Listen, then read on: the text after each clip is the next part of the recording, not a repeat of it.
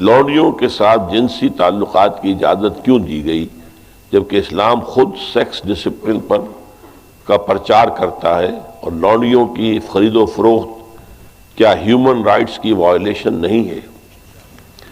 یہ مسئلہ ذرا ٹیڑھا ہے۔ ایک تو یہ کہ لونڈیوں کے تصور کو صاف کر لیجئے کہ اسلام میں صرف وہ لونڈی جائز ہے جو خالص اسلامی جہاد کے نتیجے میں پرزنرز آف وار کی حیثیت سے آپ کے پاس آئے۔ یہ نہیں ہے کہ کسی آزاد لڑکی کو، عورت کو پکڑا اور اسے زبردستی جو ہے وہ کہیں بیچ دیا اور وہ غلام ہو گئی، یا جیسے کہ امریکنوں نے کیا تھا کہ ہزاروں ویسٹ افریقن کنٹریز سے یہ حبشیوں کو پکڑا اور ان کو لے جا کے وہاں پر جو ہے منڈیوں میں بیچ دیا۔ یہ نہیں، یہ جائز، حرام، بالکل حرام۔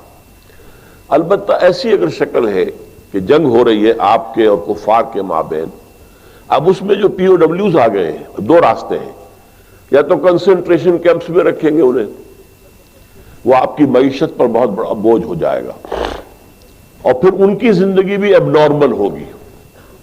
وہاں نہ مرد کے لیے کوئی امکان ہے کہ کوئی اس کی جو ہے طبیعت کے اور جنسی تقاضے پورے ہو سکے، نہ عورت کے لیے امکان ہے۔ اس کے لیے اسلام نے تجویز کیا کہ انہیں معاشرے میں تقسیم کر دیا جائے، ڈسپرس کر دیا جائے۔ معاشرے میں جائیں گے، وہ کسی کا غلام بن گیا ہے، کسی کی لونڈی بن گئی ہے۔ اب ان کو حکم دیا گیا جو خود کھاتے ہو وہ انہیں کھلاؤ، جو خود پہنتے ہو وہ انہیں پہناؤ، اور ان سے اگر کوئی سخت کام لینا ہو تو اس میں خود بھی شریک ہو جاؤ۔ انہیں یہ احساس نہ ہو کہ چونکہ ہم غلام ہیں تو ساری سختی ہم پر ہی ہے۔ اور ان کے لیے بھی پھر یہ کہ نیکی کے کاموں کے اندر یہ ہے کہ ان کو آزاد کر دینا، یہ بڑی نیکی کا کام ہے۔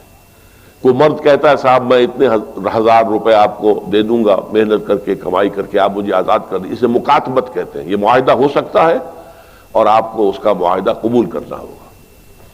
پھر وہ لونڈیاں جو ہیں وہ پھر ان مالکوں کے تصرف میں آتی ہیں۔ وہ منکوحہ بیویاں نہیں ہیں، دو کیٹیگریز علیحدہ ہیں جو ہم نے پڑھ لیا ہے سورہ معارج میں بھی اور سورہ مومنون میں بھی۔ والذین هم لفروجہم حافظون الا علی ازواجہم او ما ملکت ایمانہم۔ تو یہ دو کیٹیگریز علیحدہ ہیں، بیویاں ہیں، منکوحہ بیویاں، اور یا پھر جو تمہاری ملک یمین ہو، لونڈیاں ہوں۔ میں نے بتایا کہ ملک یمین اگر اس کے ہاں بچہ ہو گیا تو اب وہ ام ولد ہے، آپ اسے بیچ نہیں سکتے، وہ اب آپ ہی کے ہاں رہے گی۔ اور جہاں تک اس کے بچے کا تعلق ہے، وہ آپ کی منکوحہ بیوی سے جو بچہ ہوگا اس کے بالکل برابر ہوگا، اس کی کوئی بھی حیثیت جو ہے اس سے کمتر نہیں ہے۔ وہ بچہ آپ کا ہے، آپ کی لونڈی کا نہیں، آپ کا بچہ ہے۔ اسی طرح بچہ چاہے منکوحہ سے ہے تو وہ منکوحہ کا نہیں ہے، آپ کا ہے۔ یہاں تو ابن کے ساتھ بات چلتی ہے، بنت کے ساتھ نہیں چلتی۔ کس کا باپ کے حوالے سے بات چلتی ہے بات۔ تو اس اعتبار سے حل کیا گیا اس مسئلے کو ایک خاص انداز میں، اور اس انسٹیٹیوشن کو ختم نہیں کیا گیا۔ قرآن مجید میں جیسے تدریجاً شراب حرام کر دی گئی، تدریجاً سود حرام کیا گیا، اسے بھی حرام کیا جا سکتا تھا بالآخر، لیکن نہیں کیا گیا۔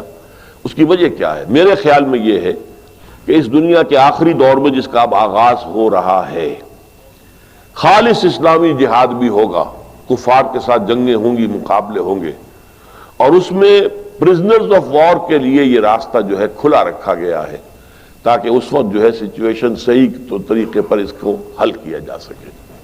ھذا ما عندی والعلم عند اللہ۔ یہ بھی ہو سکتا ہے کہ کسی کی لونڈی، یا آپ ہی کی ایک لونڈی بھی ہے اور ایک غلام بھی، آپ ان دونوں کے اندر شادی کرا دیتے ہیں، اب وہ میاں بیوی ہو گئے، اور یہ کہ اب آپ پر حرام ہے وہ بیوی، وہ جو لونڈی ہے، آپ اس کے ساتھ کوئی جنسی تعلق نہیں رکھ سکتے۔ آپ نے اجازت دے دی تو گویا کہ اپنے حق سے آپ دستبردار ہو گئے، آپ نے غلام کے نکاح میں اسے دے دیا۔ اس میں البتہ یہ ہے کہ پھر ان کی اولاد جو ہوگی وہ غلام ہی ہوگی، باپ بھی غلام ہے، ماں بھی غلام ہے، تو ان کی اولاد غلام ہوگی۔ یہ انہی کی اولادیں ہیں کہ جو ہمارے معاشرے کے اندر آپ کو معلوم ہونا چاہیے کتنی بلندی تک پہنچی ہے۔ خاندان غلاماں جو ہندوستان میں اسلام کی پہلی حکومت قائم ہوئی ہے، کون تھے؟ قطب الدین ایبک غلام تھا، شمس الدین التتمش غلام تھا، غیاث الدین بلبن بہت زبردست حکمران تھا، روم و داغ والا، غلام تھا۔ یہ غلام خاندان تھا۔ خاندان غلامہ کے نام سے آپ نے ان کی تاریخ پڑھی ہے۔ اور اس وقت مصر میں بھی ممالک کی حکومت تھی. مملوک کہتے ہیں غلام کو، ملکیت ہوتا ہے وہ اپنے آقا کی. تو ممالک کی حکومت تھی بہت بڑی. تو ان کو، اور پھر ہمارے یہاں بڑے بڑے ائمہ ہیں غلام، کہ جن سے جو بڑے خلفاء ہوتے تھے ان کے بچے بھی ان سے تعلیم حاصل کرتے تھے تو ان کی جوتیاں سیدھی کرتے تھے، آپس میں لڑتے تھے.